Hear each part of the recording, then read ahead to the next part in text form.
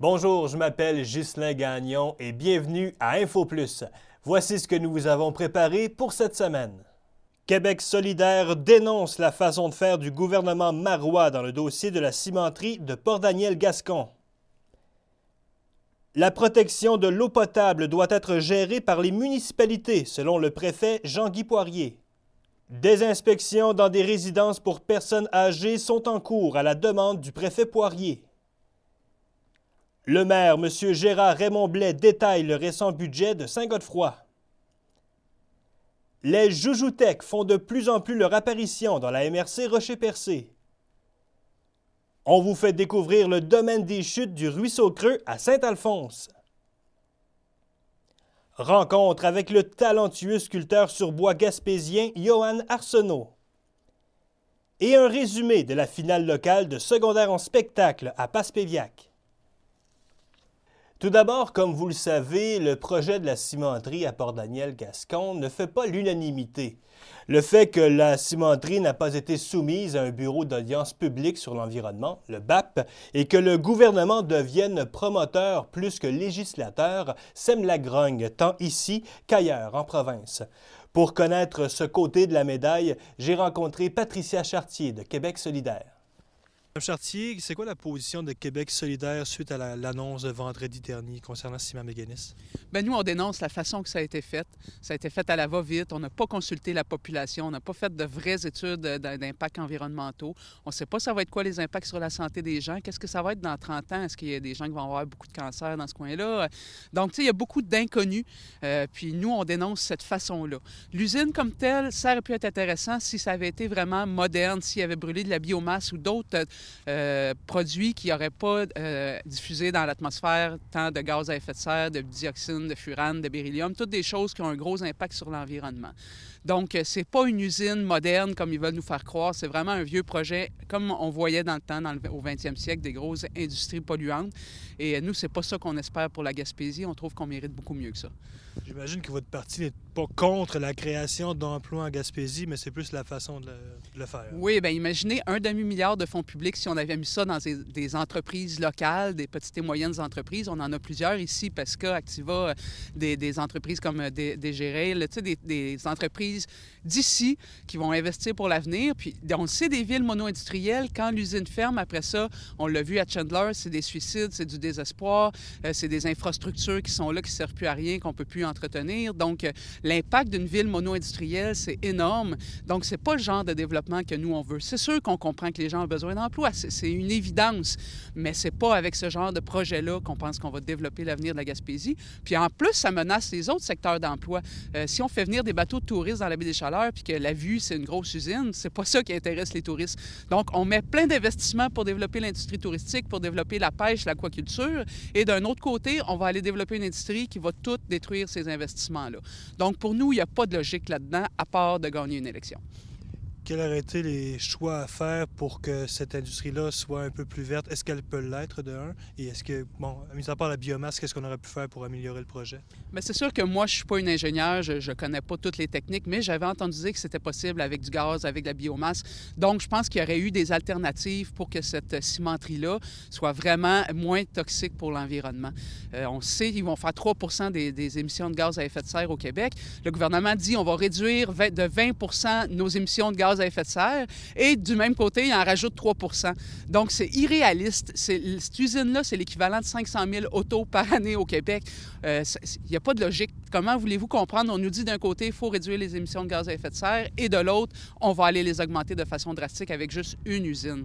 Ça ne tient pas debout. Puis on le sait ici en Gaspésie, l'érosion côtière, tous les impacts qu'a le réchauffement climatique, ça va nous coûter des milliards de dollars. Il va falloir relocaliser les populations, il va falloir changer nos infrastructures. C'est de se mettre la tête dans le sable, de dire oui, on crée de la richesse, mais c'est tout du court terme. À moyen terme, qu'est-ce que ce sera?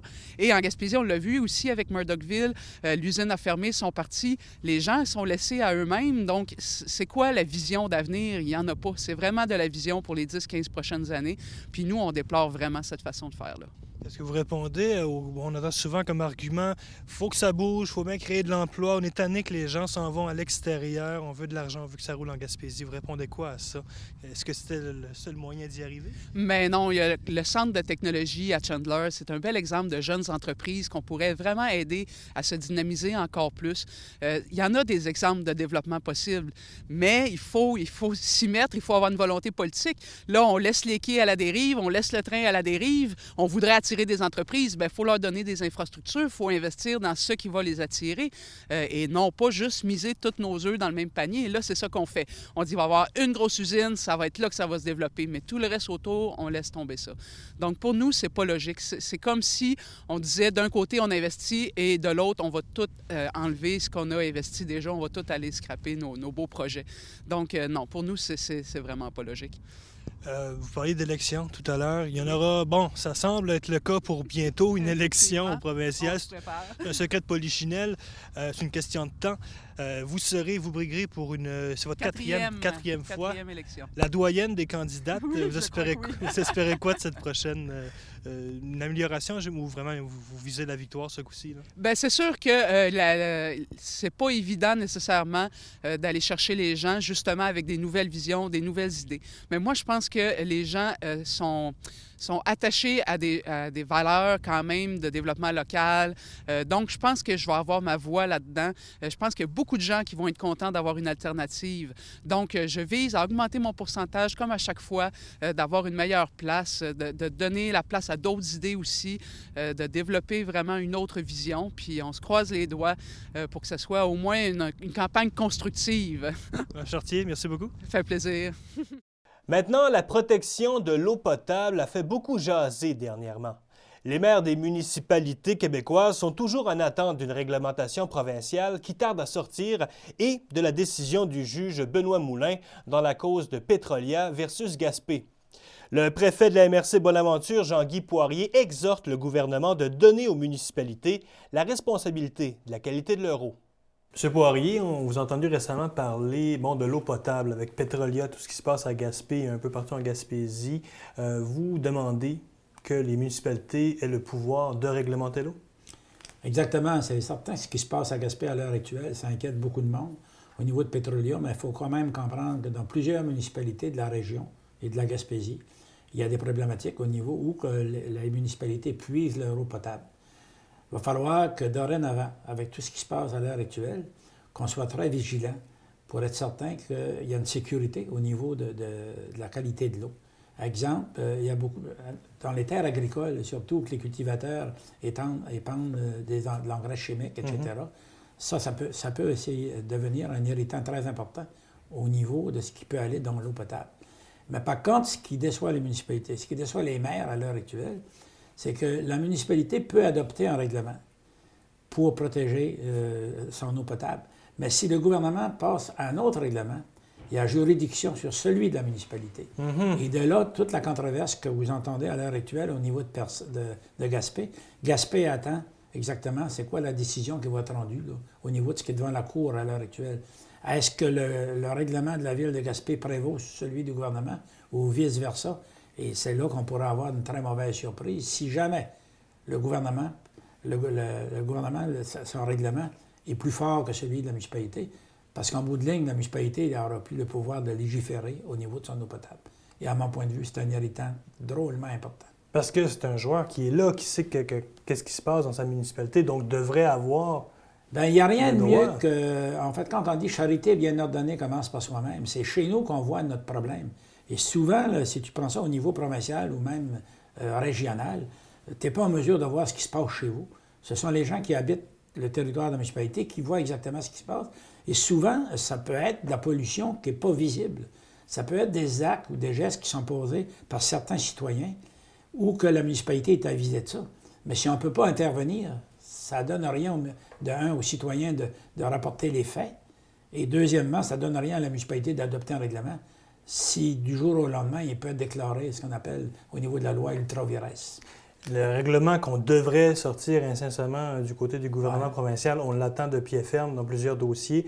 Est-ce que ce règlement-là, comment je pourrais dire ça, est-ce que ce règlement-là va protéger ou les municipalités ou les compagnies?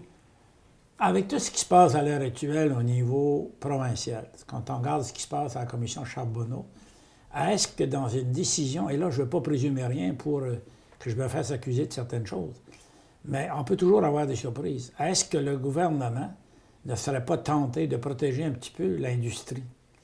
Le gouvernement, il dit, écoutez un peu, si on bloque ça, il n'y aura pas d'industrie. Et souvent, au niveau politique, ça fait partie de leurs intérêts même personnels, que je peux dire.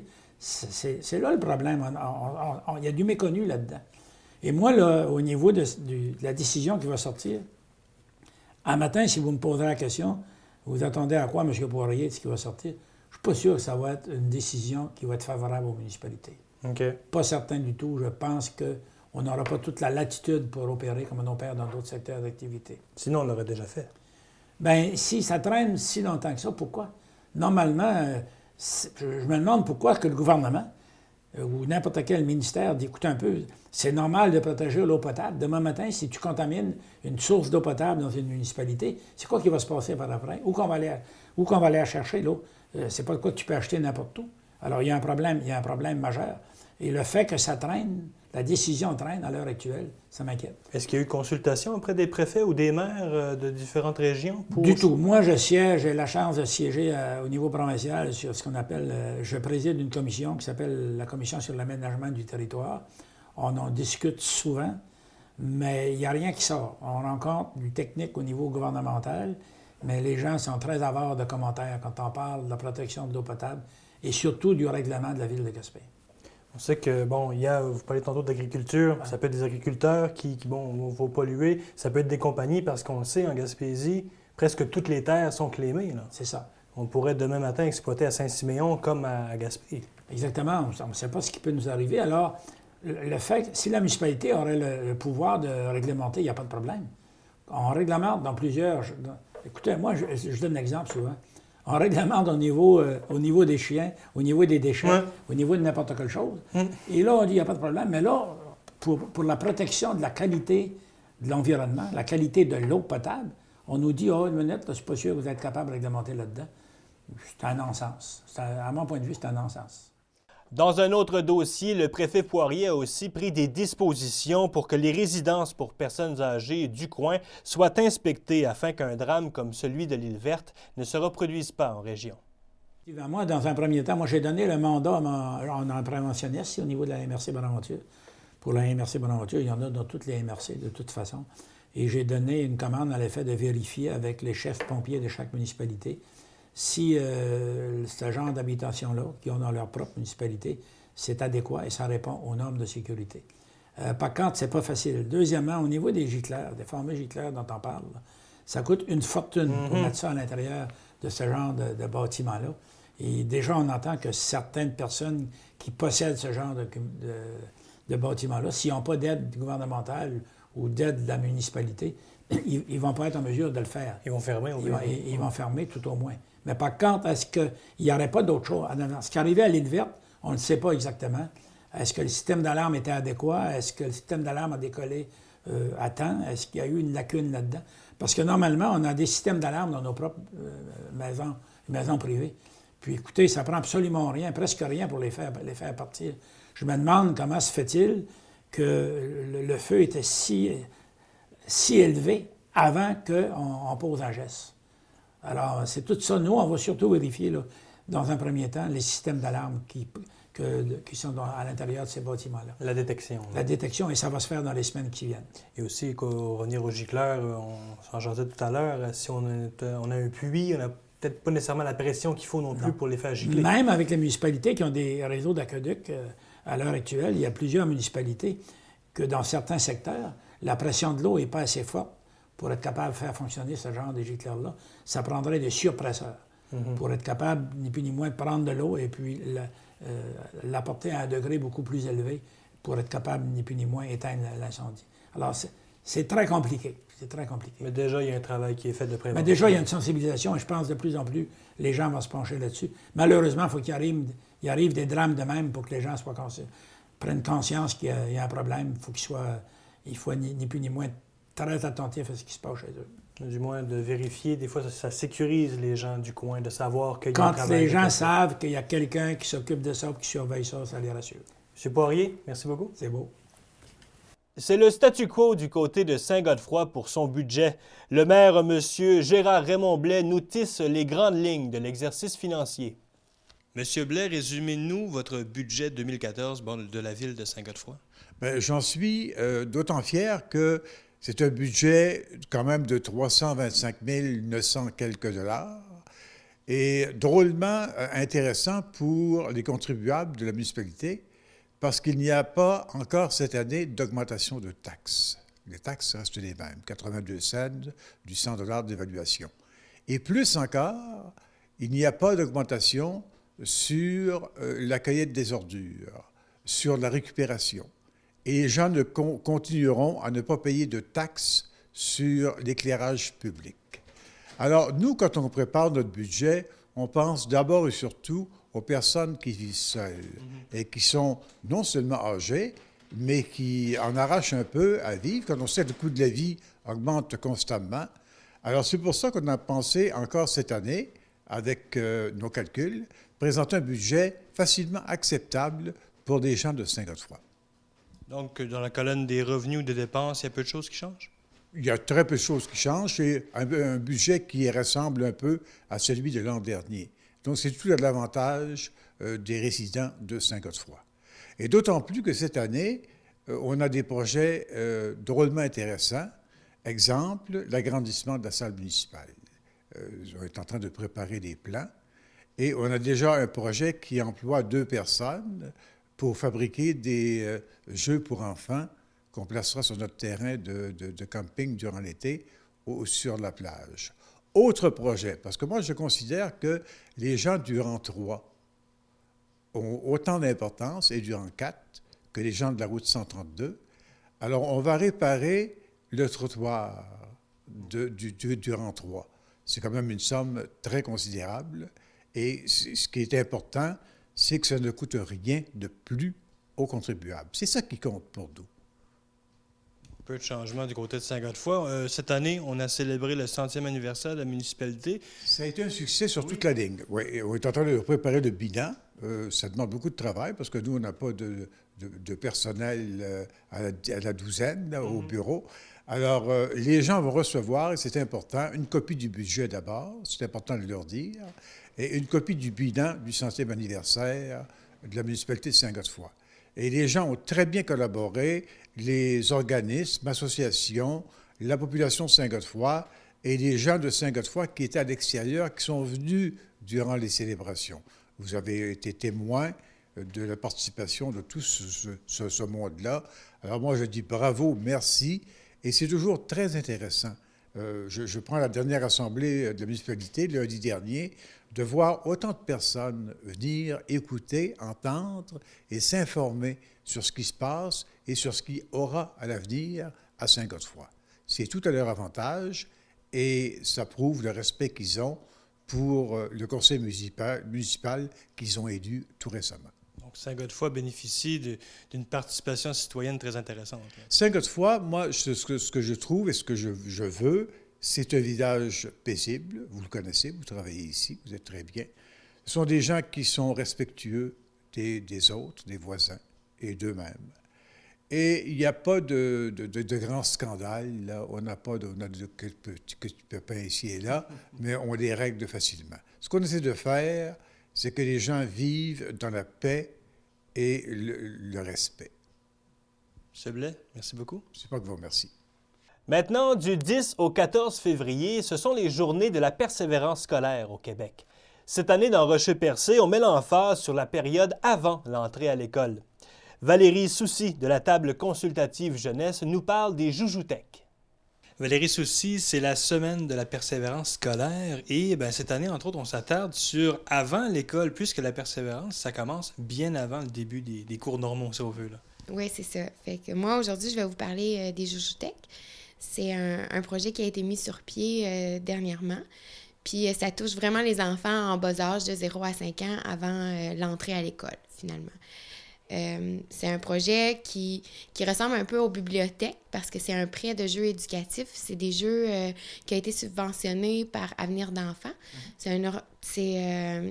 a été mis un peu sur pied dans le but que tous les enfants rentrent à l'école sur le même sur le même pied ou avec les mêmes capacités de développement. Donc, on a des jeux éducatifs que les gens peuvent venir à la Jujutec et emprunter et repartir à la maison avec ça pour pouvoir jouer avec leurs enfants, puis les stimuler autant sur le point de vue du développement global de l'enfant, le langagier, intellectuel, un peu comme on fait dans les CPE, parce que c'est pas tout le monde qui a accès ou qui ont des places dans les CPE, donc c'est un peu pour ça qu'on essaie de mettre sur pied les Jujutec partout dans la MRC. On essaie de donner à chaque enfant la même chance, qu'il soit bien nanti ou pas. Ça s'adresse à qui? C'est à tout le monde qui peuvent adhérer à ça, qui peuvent emprunter des livres, ou c'est seulement ceux qui sont plus défavorisés? Bien, c'est sûr qu'on essaie de cibler les familles qui n'ont pas accès au service de garde ou à la maternelle 4 ans, mais tout le monde a accès au Jujutec. C'est vraiment sur le même principe que la bibliothèque. Puis, présentement, il y en a une à Cap-d'Espoir, une à Val-d'Espoir, qui ont été mis sur pied dans la bibliothèque pour qu'en empruntant ton jeu éducatif, dans le même temps, tu peux emprunter un livre. Donc, c'est aussi faire un peu l'appel, l'éveil à la lecture, puis ensuite repartir à la maison, faire la lecture à ton enfant, pouvoir jouer avec lui, puis essayer de le stimuler le plus possible là, avant son entrée à l'école. Éveiller les sens et tout ça. Parce que ça paraît, un enfant qui va jouer, qui va travailler à la maison avant l'école, on voit la différence, là. Oui, c'est sûr qu'il va être plus éveillé, il va être plus alerte, il va être stimulé, il va avoir envie d'apprendre, il va connaître un peu plus de choses, il va avoir envie de, comme le découpage ou, les casse-têtes, des choses comme ça, bien, ça éveille l'enfant puis ça le stimule sur toutes les facettes, là. Jusqu'à maintenant, vous le disiez, il y a déjà quelques Jujutec qui sont en place dans la MRC Rocher-Percé. C'est quoi l'objectif? D'en avoir partout? L'objectif, ça serait qu'il y en aurait dans toute la MRC. Présentement, je suis en train de travailler avec un comité qui est à Grande-Rivière. Il y en a un qui est en train de se former à Port-Daniel et à Chandler. Vraiment, là, le but, ce serait qu'il y en ait une dans chaque municipalité pour que toutes les familles puissent bénéficier de ce beau projet-là. Vous parliez des jeux, ce sont des jeux neufs. Est-ce qu'il y a une partie que les gens pourraient donner ou c'est vraiment, là, il y a un organisme qui a le rôle de fournir les jouets? Là, il y a l'organisme qui a fourni notre kit de départ, c'est Avenir d'enfants. Mais nous, on est ouvert aux dons de jouets. Parce qu'à Cap-d'Espoir, il y a des gens qui arrivent puis qui font des dons de jouets parce qu'à la maison, ils les utilisent plus. Mais nous, on essaie de faire un tri pour que ça reste quand même dans ce qui est éducatif, pour que les parents puissent repartir à la maison avec ce jouet-là puis que ça apporte quelque chose à l'enfant. Comme... présentement, on ne prend pas les jeux à pile ou les toutous ou des choses comme ça, mais vraiment des jeux casse-tête, des jeux de règles pour qu'il y ait une interaction aussi avec le parent, pour que l'enfant puisse jouer avec son parent puis qu'il y ait un lien d'attachement qui se fait puis que le parent soit capable d'expliquer comment ça fonctionne puis, pour être capable aussi de...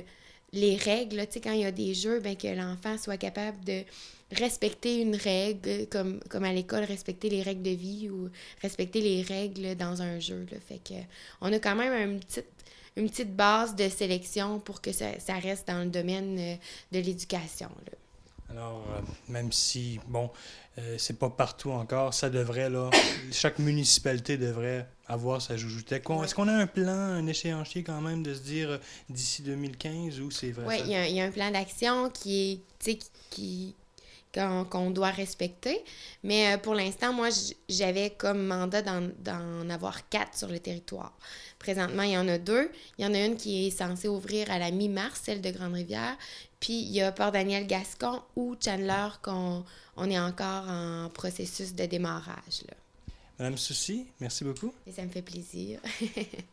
Saint-Alphonse invite la population gaspésienne à venir découvrir et devenir membre du domaine des chutes du Ruisseau Creux. Je suis allé sur place rencontrer Kate Leblanc-Bernard. C'est un peu une initiative de M. le maire à l'époque, en 97. On a voulu traverser la rivière, on a bâti la passerelle, Puis après ça, ça a commencé dans les sentiers. On a commencé à élaborer les réseaux à gauche, à droite, vers le ruisseau creux en premier lieu, parce que nous, c'est un peu historique, les draveurs, tout ça. C'était pour emporter les gens à apprendre d'où ça venait, le ruisseau creux, la drave, les gens qui ont travaillé dans le bois. Puis après ça, on a été aussi vers le Mont-Chauve pour que les gens puissent voir la belle rivière Bonaventure. Et de là, depuis quelques années, bon, ça a évolué. Là, aujourd'hui, qu'est-ce qu'on retrouve? Bon, de nombreux sentiers. Combien de kilomètres de sentiers, entre autres? Du côté du Mont-Chauve, ça se rend à 25 km. Du côté du ruisseau creux, c'est 5,7 km à peu près. Puis ça se développe sur le pédaleux, le pédestre. C'est différents kilométrages là, de intermédiaires à même experts, ceux qui veulent venir l'hiver. Là, c'est... Ouais, là, c'est plus du sport l'hiver. Ouais, là. Bon, ouais. ça, les sentiers sont accessibles l'été, bon, le printemps, tout ça. L'hiver, précisément, on a beaucoup d'activités aussi, différents sentiers là, qui sont offerts. Oui, ben c'est surtout sur une base volontaire. On arrive avec nos raquettes. Nous, on n'organise rien. C'est du ski hors piste ou de la raquette. Mais il y a quand même des gens qui passent en skidoo. C'est accessible d'entrer de skidoo aussi pour ceux qui ont des bonnes bottes. Ouais, parce que le sentier passe tout près de la 10, là, finalement, qui passe pas loin. Là. Oui, oui. Et là, bon, ça, on a fait ce travail-là. Est-ce qu'on a des objectifs là, qu'on veut rendre ça encore plus gros, plus grand? Est-ce que M. le maire a d'autres ambitions?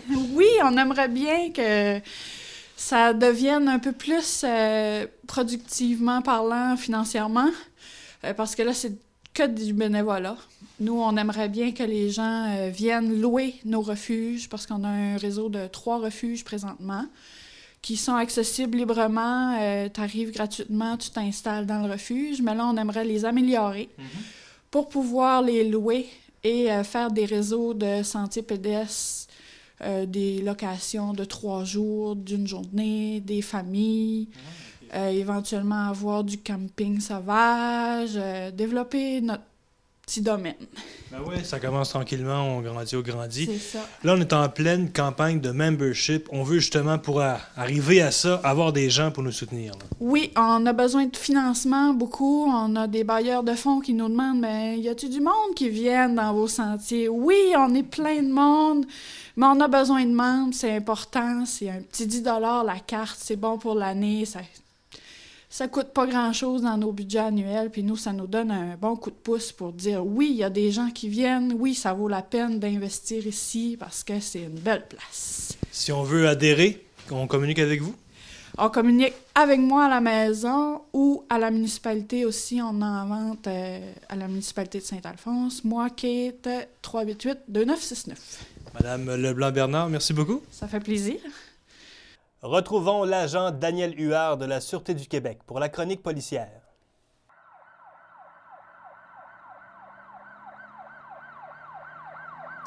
Bonjour et bienvenue à votre chronique hebdomadaire concernant l'actualité des postes de New Carlisle, Pabot. Encore une fois, cette semaine, là, c'est vraiment le mois de janvier et c'est plus tranquille au niveau de l'actualité policière, comme vous allez voir. Donc, sans plus tarder, pour New Carlisle, nous avons au niveau des collisions matérielles un seul dossier répertorié à Passepébiac.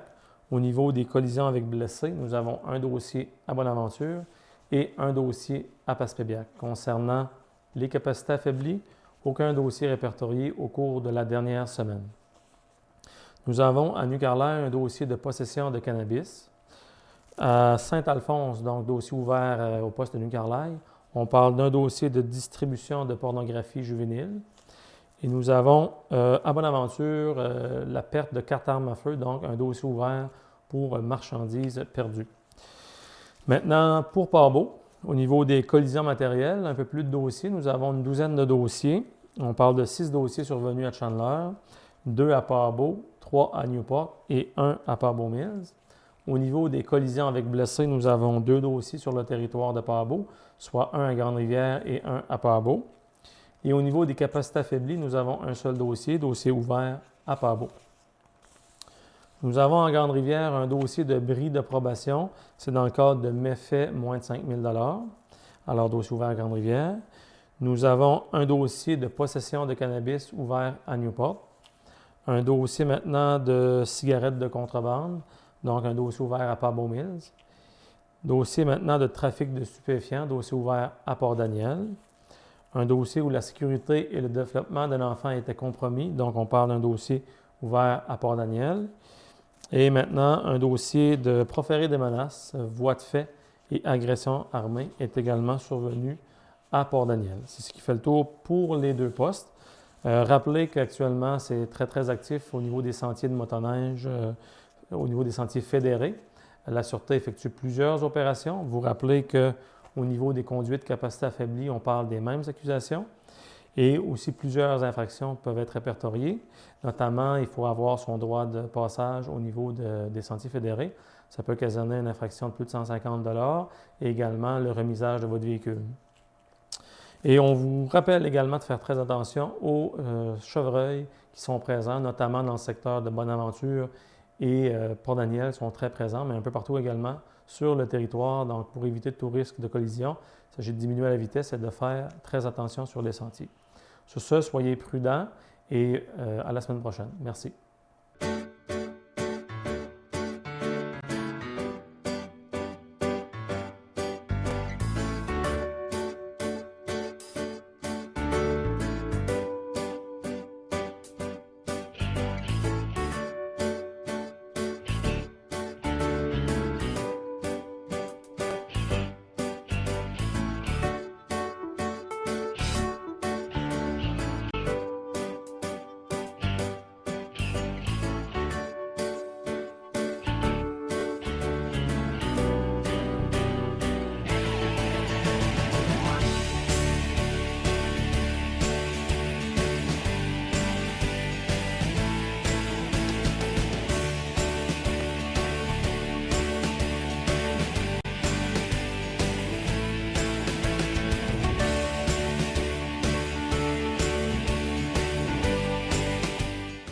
Comme vous le savez, j'aime bien vous faire découvrir des artistes du coin. Question de montrer leur savoir-faire et de leur donner un peu de visibilité. Aujourd'hui, je vous présente Johan Arsenault de Caplan, un sculpteur sur bois exceptionnel. On est dans l'atelier de Johan Arsenault à Caplan. Monsieur Arsenault, merci de nous recevoir. Ça fait plaisir. Bien content de se bonjour. retrouver ici. Ça sent bon, ça sent le bon bois. On a le bois, le cèdre, plein d'autres essences, mais beaucoup du cèdre.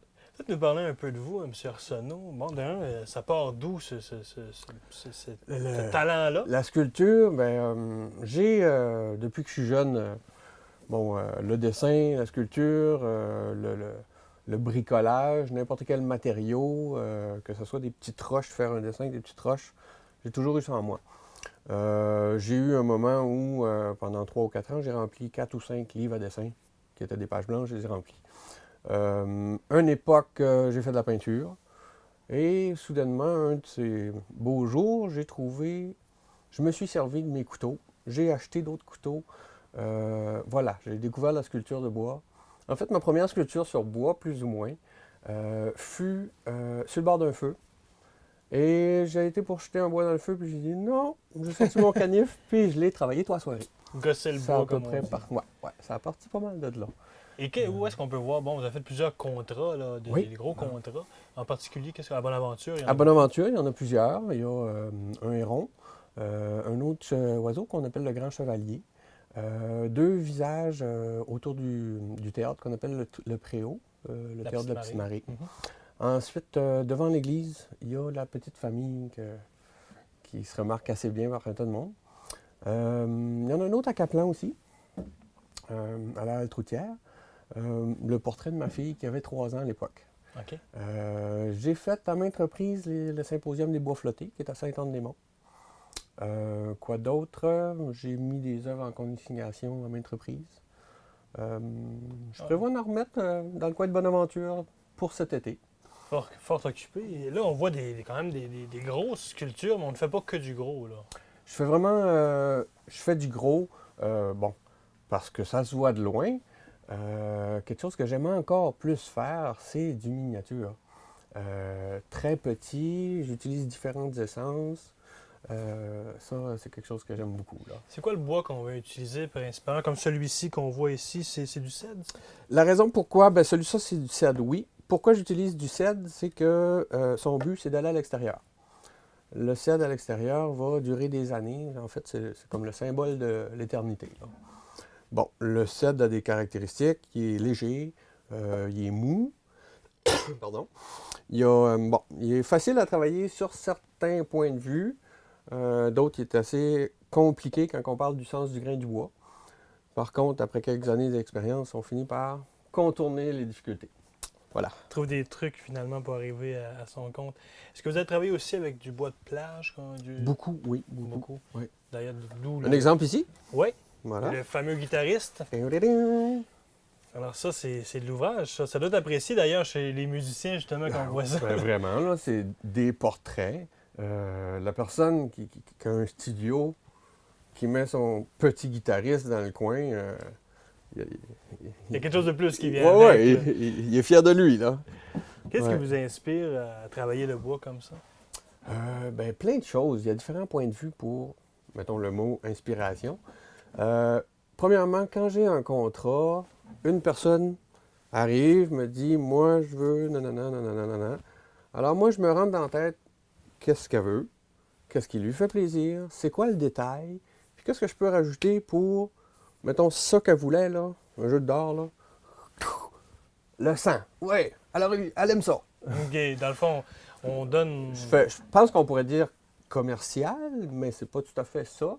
On m'a souvent dit que c'était naïf, mon affaire. Effectivement, il faut qu'on sache qu'est-ce que c'est. Un enfant, autant qu'un adulte, va généralement sourire. Et l'apprécier. Ouais. Dans le fond, il y a tout le côté créatif, mais il y a le côté aussi de donner ce que le client désire avoir. Ouais, comme en politique, c'est quoi? C'est livrer la marchandise, c'est ça le terme, voilà. Monsieur Arsenault, j'ai bien le goût de vous voir aller, de vous voir à l'œuvre. Je pense que... Allons-y, j'ai tout ce qu'il faut. On a une belle pièce ici, on va vous laisser à vos outils. Okay. Je vais me tasser parce que je ne veux pas avoir une écharde. Là. Parfait.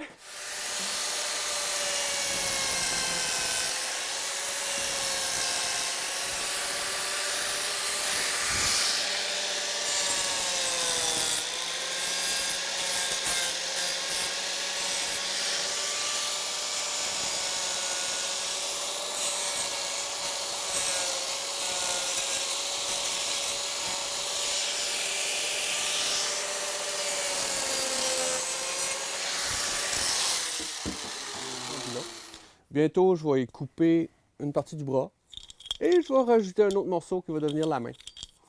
Le but, qui n'est pas encore choisi vraiment, les deux mains vont aller ensemble. Mettons dans une position qui ressemble à ça, quelque chose comme ça. Et il va y avoir soit une fleur, soit un oiseau, soit un papillon dans les mains. Voilà.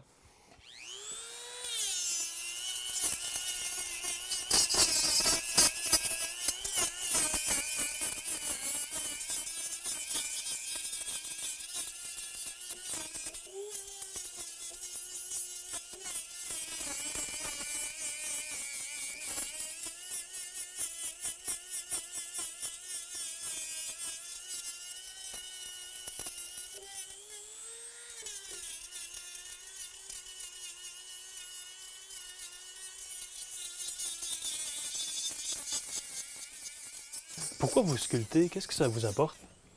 Ben, ça doit être un peu d'un point de vue que, comme un chanteur, à la fin de son spectacle, merci, bravo, il se remplit d'énergie positive, mettons.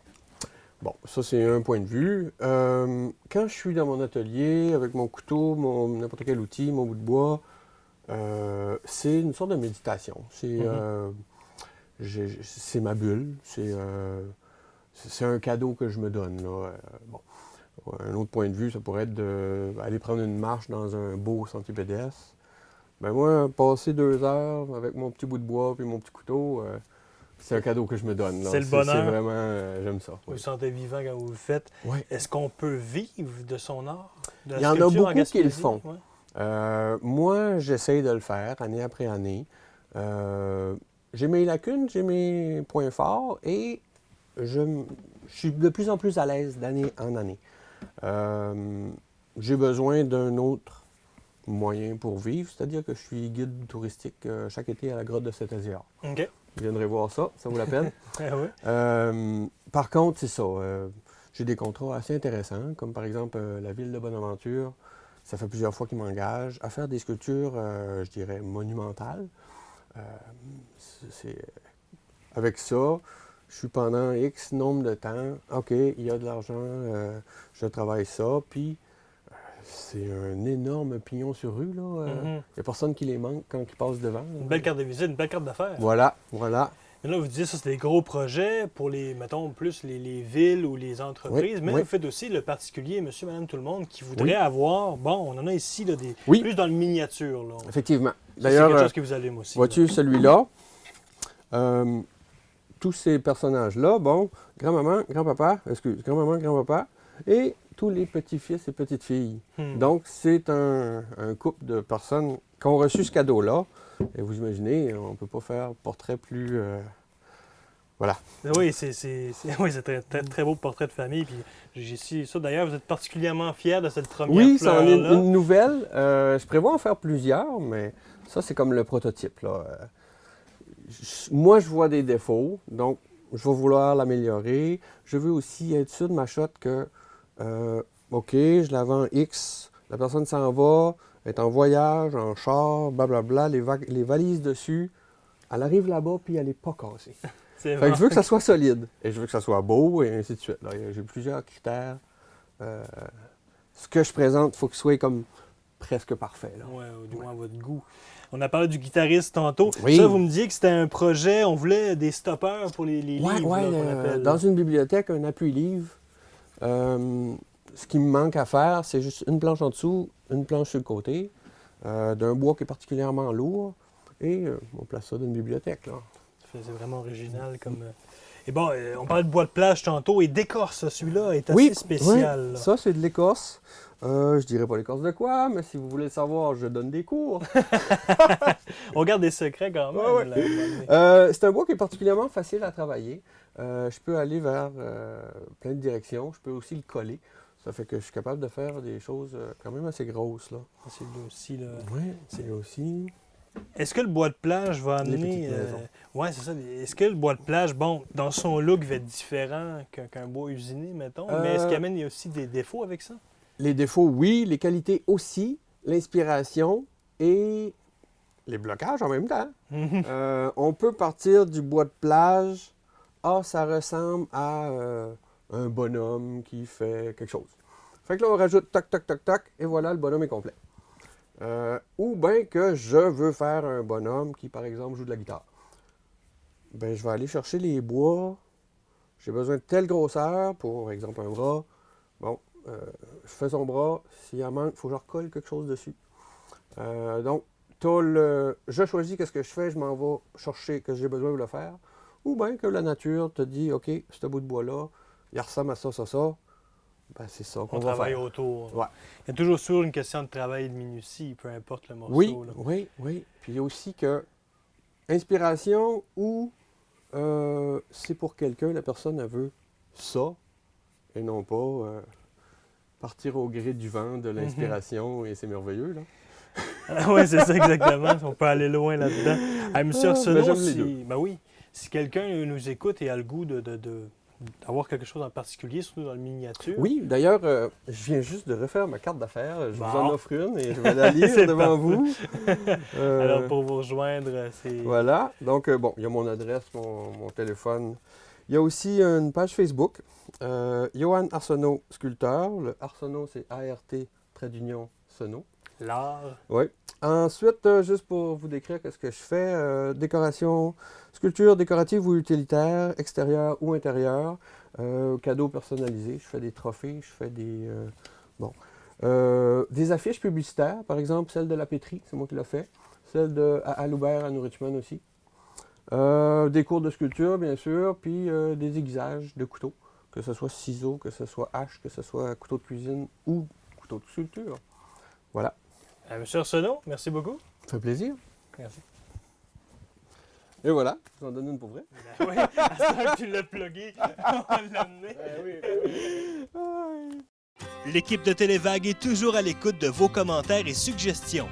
Vous pouvez nous les formuler par la poste au 97 route 132, casier postal 39, Saint-Godefroy, G0C 3C0, par téléphone au 88 752 65 58, télécopieur 88 752 65 59, via courriel à courrier@commercialtelevague.com ou sur notre site web au www.televague.com.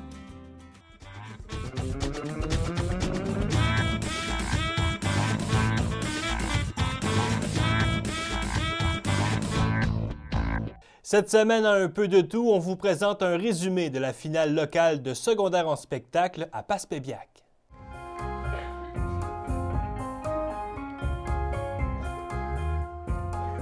Je ne vais pas m'endimancher. À quoi bon impressionner? Sûrement pas baisser les yeux. Juste éclaircir ma voix, juste rougir un peu. Car j'ai rendez-vous avec moi. Faut que j'arrive à l'heure, mes mains tremblent, je crois que j'ai juste un peu peur. Ben je me reconnais, ça fait longtemps, 1000 ans peut-être. Tu sais, rien n'est parfait, la vie fait des erreurs. Pas toi seulement pour le meilleur. Pas toi c'est vrai, rien n'est parfait. Mais chaque seconde de bonheur te donne le goût de vivre encore plus fort. Tu sais, rien n'est parfait, la vie fait des erreurs. Pas toi seulement pour le meilleur. Pas toi c'est vrai, rien n'est parfait. Mais chaque seconde de bonheur te donne le goût de vivre encore plus fort. Je cherche une terre où aller, terre d'asile et d'accueil, un pays vierge et parfait, sans tristesse et sans deuil. Je m'envole en espérant avoir la force d'y arriver. Puisse mes ailes me porter, me guider vers cette terre désirée. Fait que choisis-toi une carte, n'importe laquelle. Ben montre-le au public.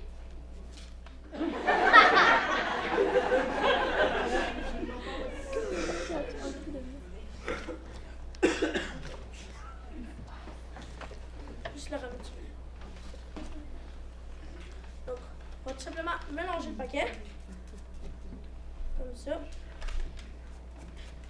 Fait qu'on s'entend, ta carte est bien perdue dans le paquet. Ouais, t'en as raison. T'es sûr? Ouais. Ok.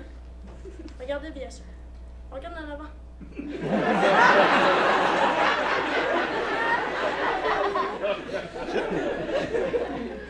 Fait que là, ce qui va se passer, c'est que Samuel va mettre le paquet de cartes dans sa bouche. Ok. Il va dans ça.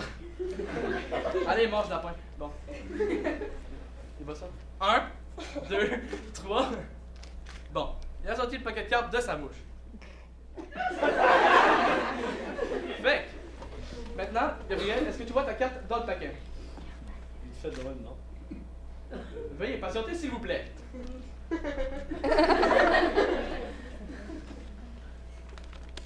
l'heure de la pointe. Est-ce que tu l'as vu? Non, pas encore. Bon sang? Oh. Hey, la lapin, tu vois?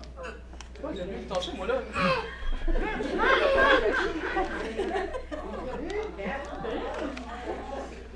Gabriel, c'était quoi ta carte? Truc de lapin.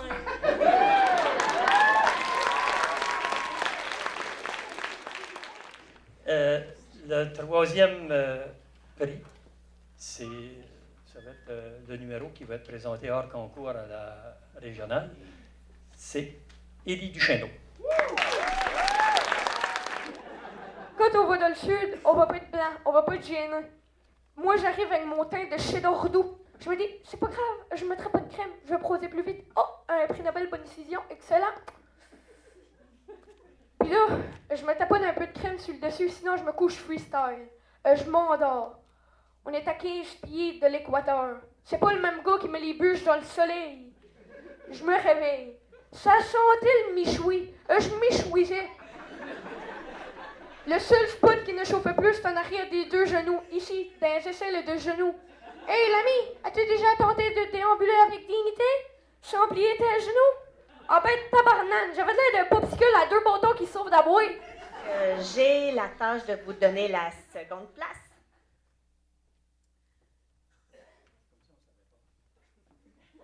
Alors, avec On ira de Vanessa Alain et Valérie de la Vous êtes les étoiles, nous sommes l'univers. Vous êtes un grain de sable, nous sommes le désert. Vous êtes 1000 phrases et moi je suis la plume. Wow, oh, oh, wow, oh. Vous êtes l'horizon et nous sommes la mer. Vous êtes les saisons et nous sommes la terre. Vous êtes le rivage et moi je suis l'écume. Wow, oh, oh, wow, oh. On dira que les poètes n'ont pas de drapeau, on fera des jours de fête quand on a 2 héros. On saura que les enfants sont les gardiens de l'âme et qu'il y a des reines autant qu'il y a des femmes. On dira que les rencontres sont les plus beaux voyages. On verra qu'on ne mérite que ceux qui se partagent. On entendra chanter des musiques d'ailleurs et l'on saura donner ce qu'on a de meilleur. Le premier prix, ben, c'est pas compliqué. À partir du premier instant où il est apparu sur la scène jusqu'à la dernière seconde, je pense qu'il nous a captivés. Tant qu'à moi, tout de suite, j'ai su que c'était lui le gagnant. Ça va à Alexandre Spiro.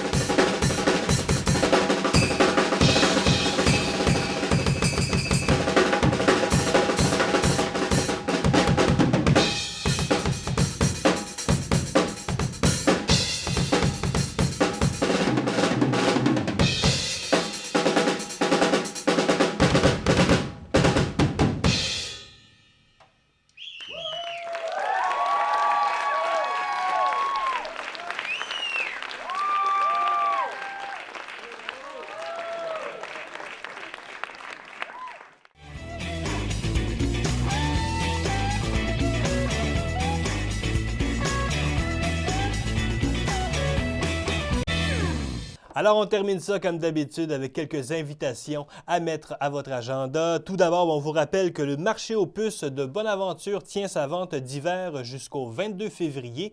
Ça veut dire 50 % sur tous les vêtements d'hiver ou le sac vert à 5 $.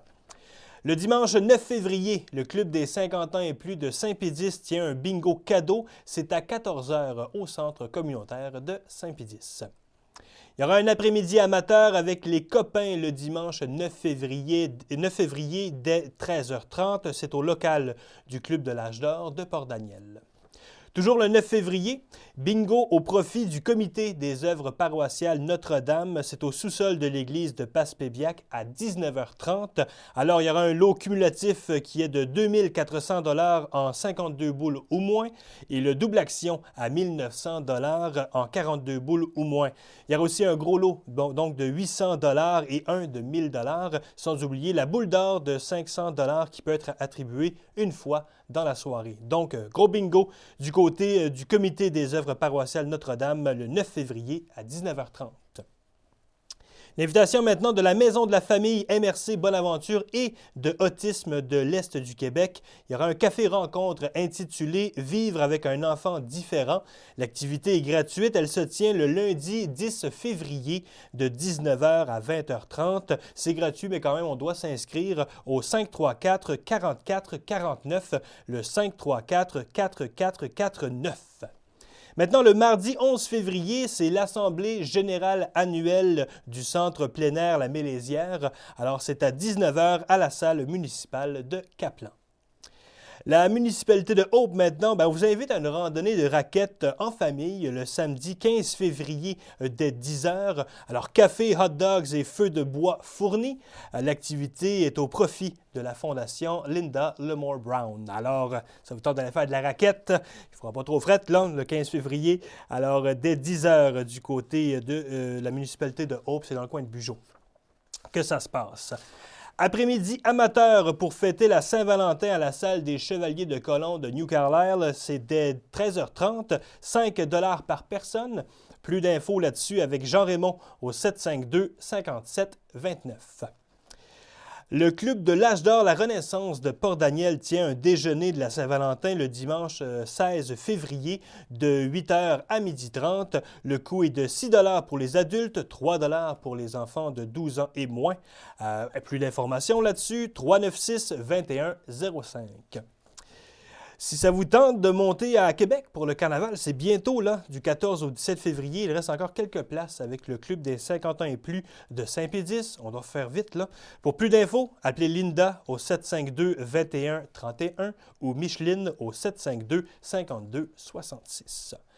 Le Club de l'Âge d'Or de Newport tient son assemblée générale annuelle le 22 février. C'est à compter de 13h30. Et bon, j'ai le temps pour 2 petites dernières invitations. Un déjeuner au profit de la maladie de Crohn, c'est le 23 février de 9h à 13h à la salle des Chevaliers de Colomb de New Carlisle. C'est au coût de 7 $. Information ou achat auprès de Daniel au 534-55-61. 534-55-61. Il y aura finalement un souper bénéfice au profit de Dean McDavid au Centre communautaire de Chigawac le samedi 1er mars de 16h30 à 19h. Le coût est de 10 $ adultes, 5 $ pour les enfants de 6 à 12 ans et c'est gratuit pour les 6 ans et moins.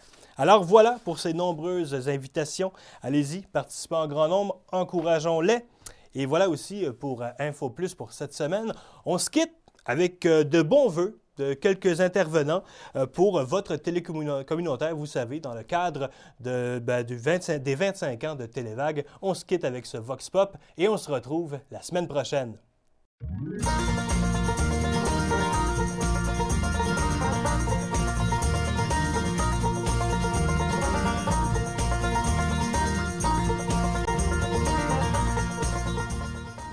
Ben, bonne fête Télévague, bon 25e, puis continuez comme ça, c'est vraiment important ce que vous faites, puis on aime ça vous regarder un autre 25 ans.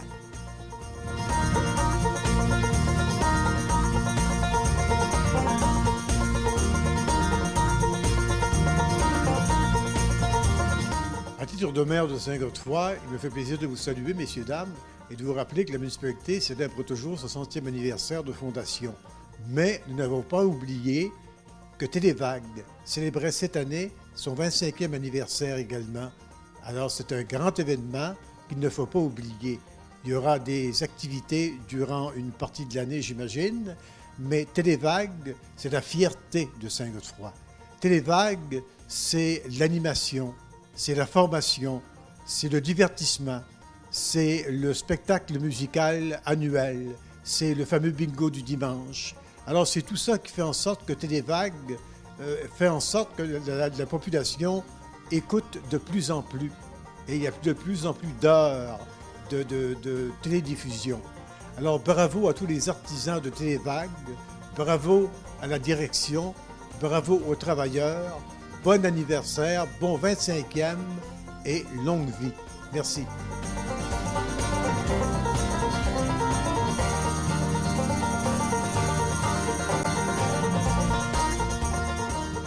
Bonne fête Télévague pour votre 5e anniversaire. Puis on vous en souhaite un autre 25 ans. Bonne fête! Bon, ben, je voudrais souhaiter bonne fête à Télévague qui fête ses 25 ans cette année. J'aime bien cette émission, puis je souhaite, j'aime bien ce canal, je souhaite de continuer encore pendant au moins 100 ans certains.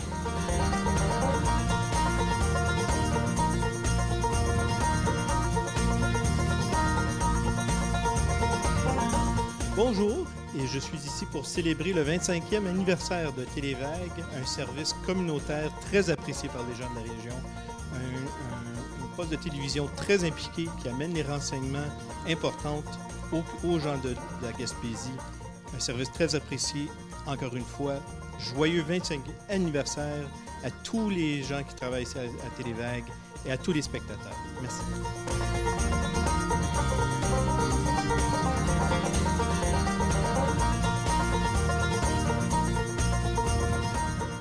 La télé communautaire, ça nous permet de passer de chez nous à chez vous. Bon 25e Télévague.